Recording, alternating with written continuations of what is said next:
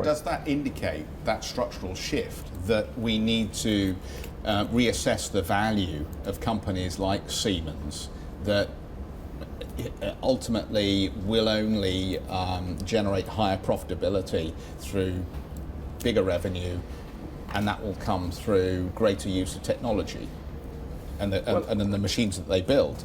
I mean, your world doesn't sound to me like one where the Siemens need to be repriced up.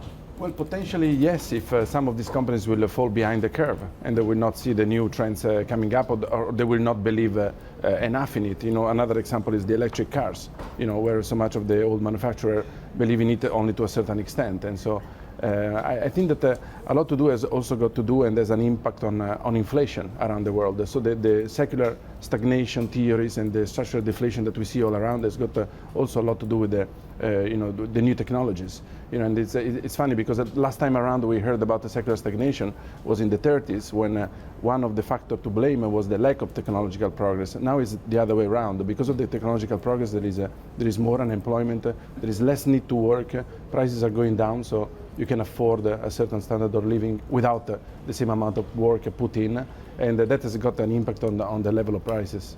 So it's changing completely the environment and the financial. All right. So those are big long-term trends. You are the CEO of Fazionera. You have to make an asset allocation decision. Do you buy into the capital goods segments of global markets today? Well, I'm more of a macro player, so like I'm more looking at global trends instead of picking up on single stocks. Well, I didn't ask you for a single stock, I said a sector. No, in terms of sectors, right. Definitely, I'm aware of the fact that a lot of the old economy is all around us, and the vast majority of the economy that we see around us is still old economy, and so the world is going to change. And so, for example, the PEs on some of these juggernaut tech companies that we see, which are so much higher than the rest of the market, are, in my opinion, justified, because the market is changing structurally, and the future is going to see more of them and much less of the capital goods, more of services, more of digital goods, and much less manufacturing. I heard you saying about the data that doesn't capture properly the current environment. It's very true. The fact that today we are witnessing in the US a manufacturing recession and the industrial sector being so weak, it doesn't come with a surprise, because it's the way things are going.